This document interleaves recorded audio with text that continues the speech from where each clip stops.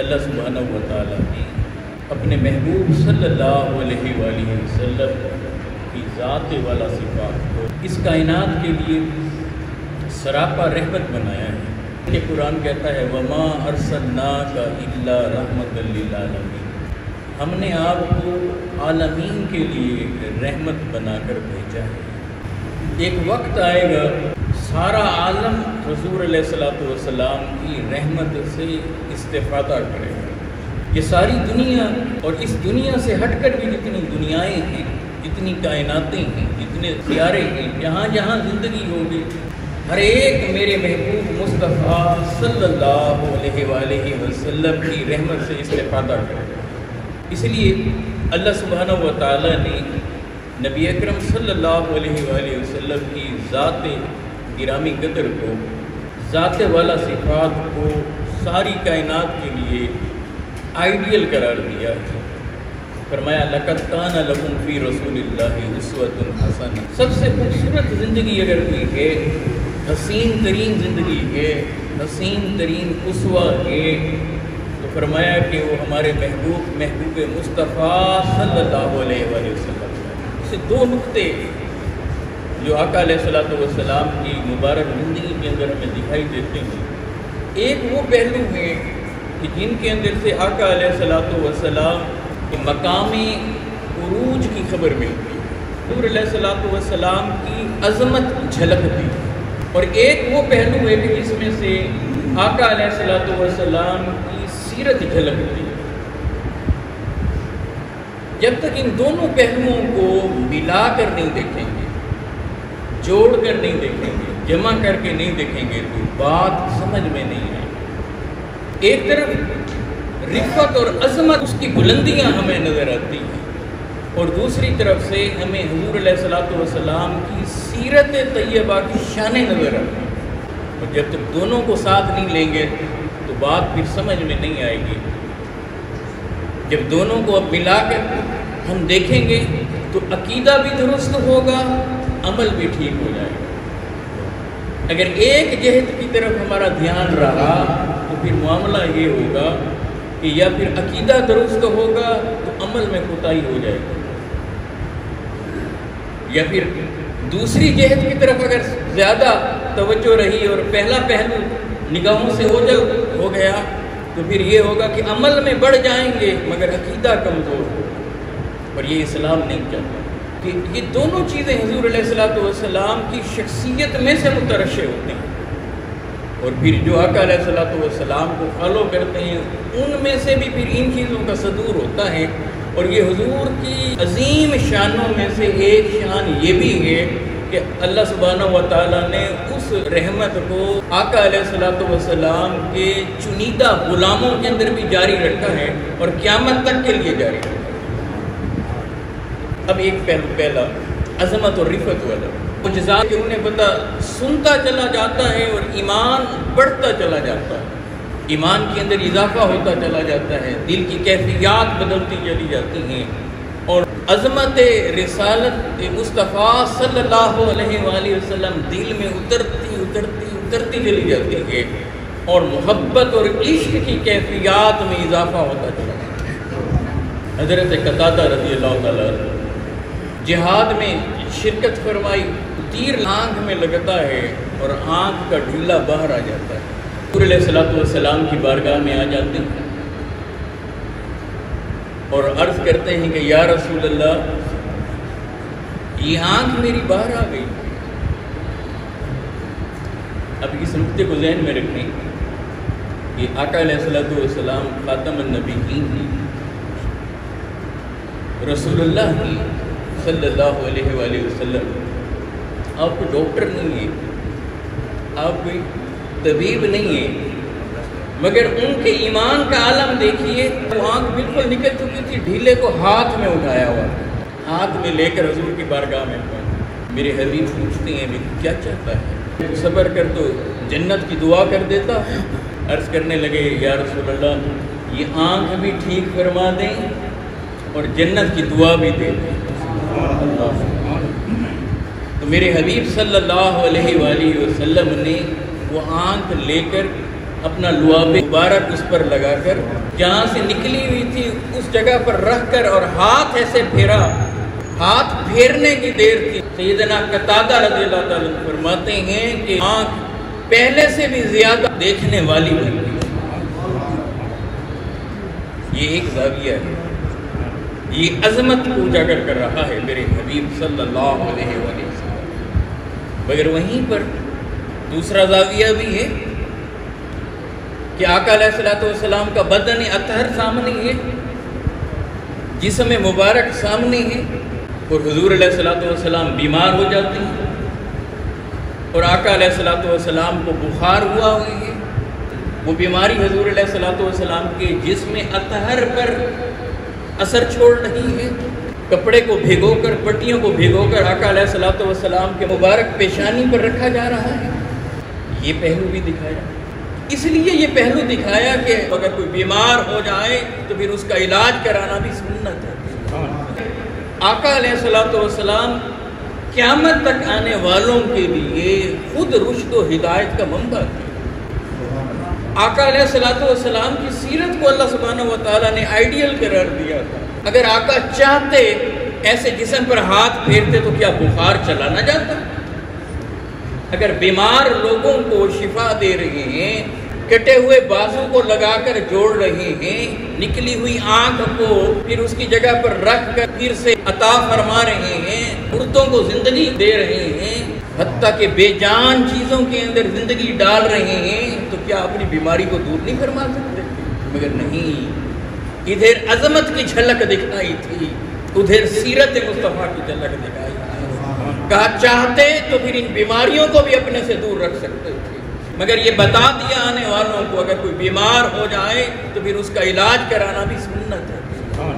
جب شان رحمت جلوہ گر ہو، عظمت جب دکھانی مقصود ہوں، تو پھر اس طرح سے ہاتھ اٹھاتے ہیں، دعا کرتے ہیں، بیماروں کو ٹھیک کر دیتے ہیں، ہاتھ پھیرتے ہیں، بیماروں کو ٹھیک کر دیتے ہیں، آنکھ پر ایسے ہاتھ پھیرتے ہیں تو درست کر دیتے ہیں، جسم پر ہاتھ لگاتے ہیں تو بدن کو ٹھیک کر دیتے ہیں۔ یہ عظمت کا پہلو تھا، یہ سیرت کا پہلو میرے حبیب صلی اللہ علیہ وسلم۔ یہ وہی حبیب ہے جو ہاتھ اٹھاتے ہیں، انگلی اٹھاتے ہیں تو چاند کے سینے کو چھیر دیتے ہیں، ہاتھ اٹھاتے ہیں تو ڈوبے سورج کو لوٹا دیتے ہیں۔ نماز پڑھ رہے ہیں، آقا علیہ السلام جماعت کرا رہی ہیں۔ اب پہلی صف والوں نے دیکھا کہ حضور علیہ السلام نے ایسے ایک قدم اٹھایا آگے اور آگے بڑھے، اور پھر ایسے ہاتھ سے کسی چیز کو پکڑ لیا۔ اب پہلی صف والوں نے ایسے سر اٹھا کر دیکھا، جلدی سے سر نیچے کر لیا۔ اب یہ نماز ہو رہی ہے، سید عالم صلی اللہ علیہ وآلہ وسلم نماز پڑھا رہے ہیں، اور کائنات کے چنیدہ انسان اہل بیت اطہار صحابہ کرام میں سے وہ آقا علیہ السلام کے پیچھے نماز کو ادا کر رہے ہیں، پڑھ رہی ہیں۔ نماز کے اندر کیا ہے؟ اپنے آقا و مولا کا دیدار کر رہے ہیں۔ یہ ان کا عشق تھا۔ جب حضور علیہ السلام نماز سے فارغ ہوئے تو ایک صحابی نے عرض کی کہ یا رسول اللہ، آپ نے ہاتھ آگے بڑھایا، کسی چیز کو گرفت میں لے لیا تھا؟ تو اللہ کے حبیب صلی اللہ علیہ وآلہ وسلم فرماتے ہیں ہاں، جب میں نماز میں کھڑا تھا تو جنت میرے سامنے آ گئی تھی، میں نے پاؤں اٹھایا اور جنت کے اندر داخل ہو گیا۔ سامنے انگوروں کے خوشے تھے، میرا دل چاہا کہ تمہارے لیے انگوروں کا خوشہ توڑ لاؤں، اور اگر میں توڑ کر لاتا اور تم اسے کھاتے رہتے قیامت آ جاتی، مگر وہ ختم ہوتا۔ مگر پھر میں نے اس لیے چھوڑ دیا کہ کہیں تم اس پر تکیہ کر کے نہ بیٹھ جاؤ اور محنت کرنا نہ چھوڑو۔ اب یہ ایک پہلو ہے کہ جنت کی نعمتیں دسترس میں پڑی ہوئی ہیں، ہاتھ بڑھاتے ہیں تو جنت کے انگوروں کو گرفت میں لے لیتے ہیں۔ تھوڑا سا کھانا ہوتا ہے، سینکڑوں لوگ آتے ہیں، اپنا لعاب دہن اس کھانے میں ڈالتے ہیں اور سینکڑوں کو کھلا دیتے ہیں۔ تھوڑا سا پانی سامنے ہے، اس میں دست مبارک کو رکھتے ہیں، انگلیوں سے پانی کے چشمے بہا دیتے ہیں، اور حدیبیہ کے مقام پر 1400 بعض روایات کے مطابق 1500 لوگ اسے استعمال کر رہے ہیں۔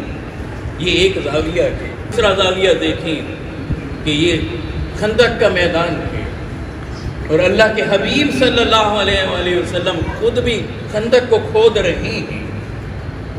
خود بھی خندق کو کھود رہے ہیں۔ ایک صاحب آتے ہیں اور آ کر عرض کرتے ہیں کہ یا رسول اللہ بھوک سے برا حال ہے، اور اپنے شکم سے ایسے کپڑے کو اٹھاتے ہیں کہ پیٹ پر پتھر بندھا ہوا ہے۔ عرض کرنے لگے یا رسول اللہ کھانے کو کچھ نہیں ہے۔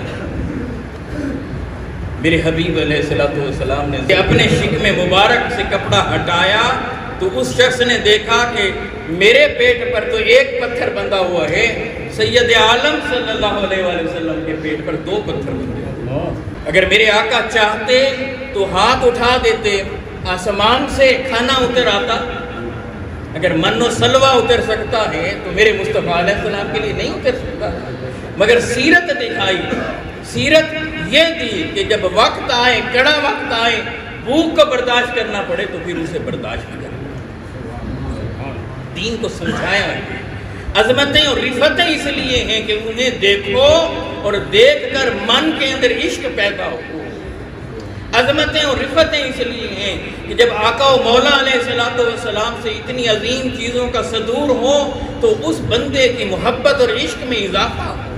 عظمتیں اور رفتیں اس لیے رکھی گئیں کہ جب کوئی دیکھے تو انہیں دیکھ کر اپنے عقیدے کو درست کر لے کہ یہ وہ حبیب ہیں کہ جنہیں رب نے سب کچھ عطا کر رکھا ہے، اللہ کی عطا سے جو چاہتے ہیں وہ کرتے ہیں۔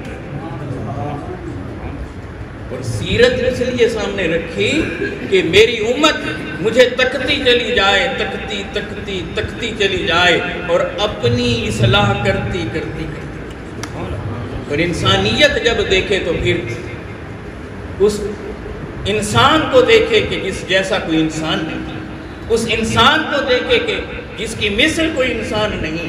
اللہ نے اتنا بے مثل بنایا میرے مصطفیٰ علیہ السلام کو، فرمایا لَقَدْ كَانَ لَكُمْ فِي رَسُولِ اللَّهِ أُسْوَةٌ حَسَنَةٌ، کہ زندگی کی مثال میرے رب نے اگر دی قیامت تک کے آنے والوں کے لیے، ساری کائنات والوں کے لیے، تو وہ اپنے محبوب مصطفیٰ صلی اللہ علیہ وسلم۔ یہی چیزیں نیچے نظر آتی ہیں۔ یہ مولا علی کرم اللہ وجہ، ایک شخص آ جاتا ہے غلام، امام راضی رحمۃ اللہ علیہ نے تفسیر کبیر کے اندر یہ واقعہ لکھا۔ غلام تھا، اس نے چوری کی، چوری ثابت ہو گئی، انہوں نے حد جاری کر دی، حد جاری کی، اس کا ہاتھ کاٹ دیا، چوری کی سزا۔ اب وہ کٹا ہوا ہاتھ اٹھا کر جا رہا ہے، راستے میں سیدنا سلمان فارسی رضی اللہ تعالیٰ عنہ اور دیگر ملتے ہیں، پوچھتے ہیں بھی یہ کیا ہوا؟ تو مولا علی کرم اللہ وجہ کا نام بڑے ادب سے، احترام سے، القابات سے، ایسے بڑا ہی القابات لگاتے ہوئے احترام کے ساتھ نام لیتا ہے، اور نام لینے کے بعد پھر کہتا ہے کہ انہوں نے حد جاری فرمائی، میرے سے غلطی ہو گئی تھی، چوری ہو گئی تھی، انہوں نے حد جاری فرمائی تو پھر یہ ہاتھ میرا کاٹ دیا۔ سیدنا سلمان فارسی رضی اللہ عنہ فرمانے لگے کیا بات ہوئی؟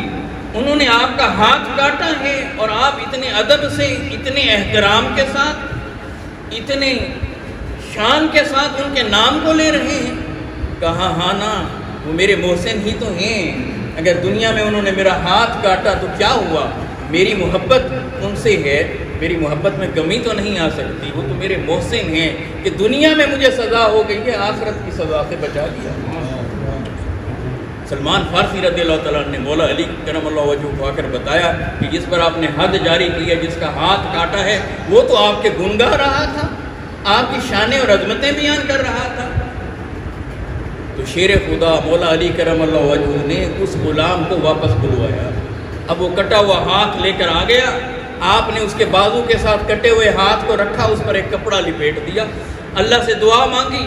اب اسے کہا کہ کپڑے کو کھول، کپڑے کو کھولا تو وہ کٹا ہوا ہاتھ پہلے کی طرح سے جڑا ہوا تھا، سلامت۔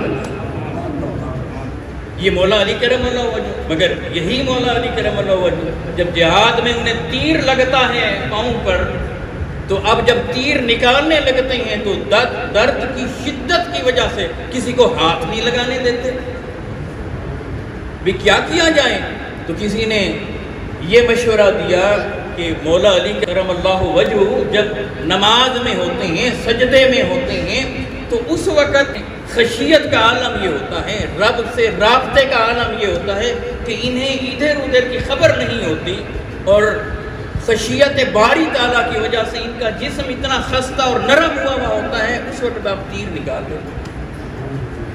تو جب وہ سجدے میں گئے تو تیر کو ایسے نکالا تو تیر نکل گیا اور خون بہنے لگا، مگر انہیں خیال ہی نہ رہا، نہ درد کا احساس ہوا، نہ تیر نکلنے کا خیال ہوا، اور خون بہنے لگ گیا۔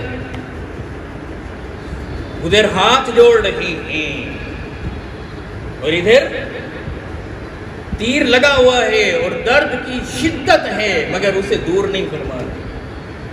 وہ عظمتیں ہیں، یہ سیرتیں، جب تک ہم انہیں دونوں کو ساتھ لے کر نہیں چلیں گے اس وقت تک پورا پہلو ہمارے سامنے نہیں آئے گا۔ آج ہمارا معاملہ یہی ہے کہ ایک طرف عقیدے کے اندر پختگی ہے تو عشق کا عروج ہے، تو عمل کے اندر سہل پسندی ہے، عمل کے باب میں پیچھے ہیں۔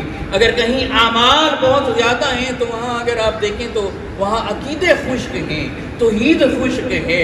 جب آقا و مولا علیہ السلام کا ذکر آتا ہے اور ان کی عظمتیں اور رفتیں اور شانیں بیان ہوتی ہیں تو پھر دل گھٹنے لگ جاتا ہے، چہرے کی رنگت اڑنا شروع ہو جاتی ہے، اور ادھر جن کے اندر عشق اور محبت کی کیفیتیں عروج پر ہوتی ہیں، جب عمل کرنے کا وقت آتا ہے تو سستی کا شکار ہوتے ہیں، پیچھے ہٹتے چلے جاتے ہیں۔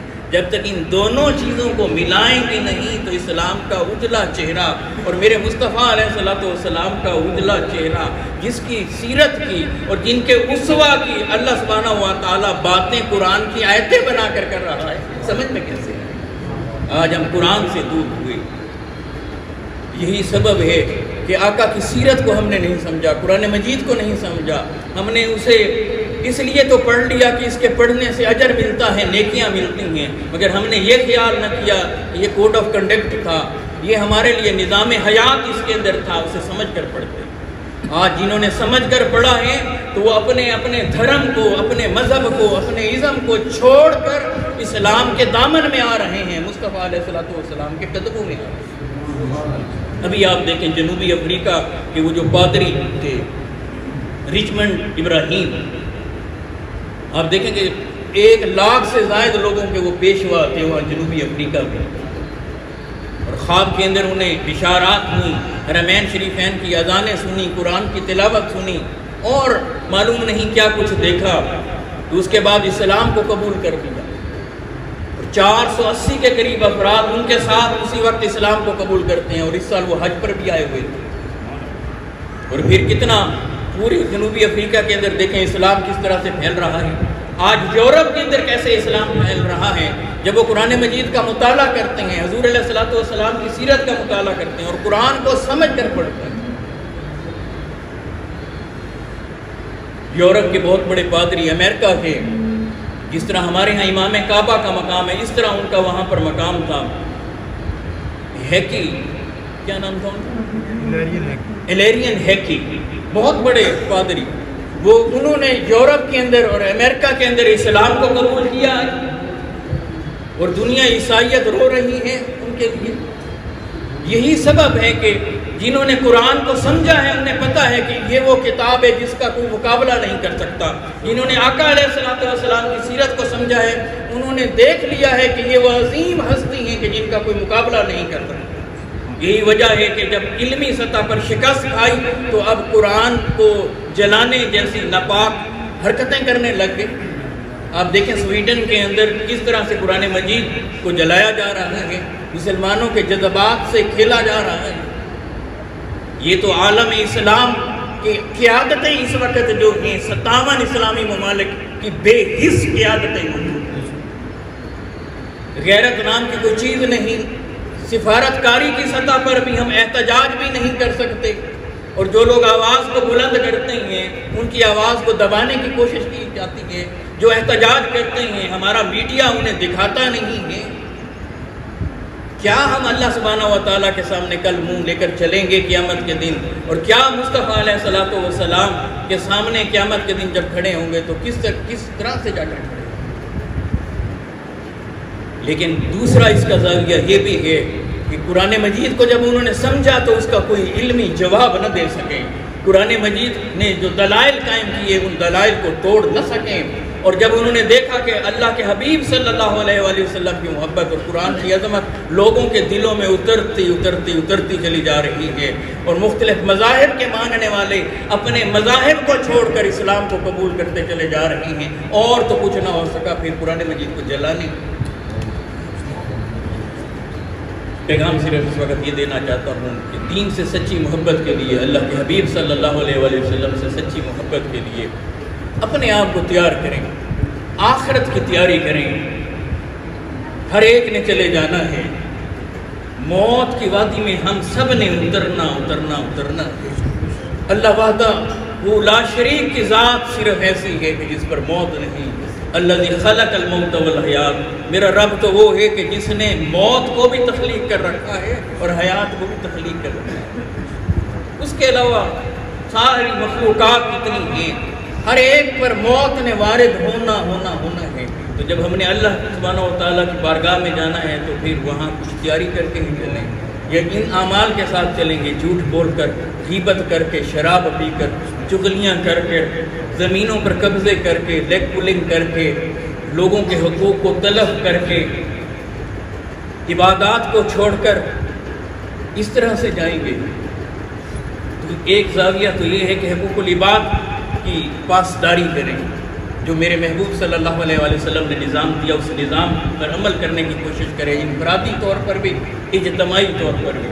اور دوسرا زاویہ یہ ہے کہ عبادات جب بھی جہاں نماز کا وقت آئے نماز پڑھیں، وہاں پر بندہ مومن جب تک سجدہ نہ کرے بے چین رہے۔ ہم بغاوت کرنے والے نہ بنیں، ہم عبادت کرنے والے بنیں۔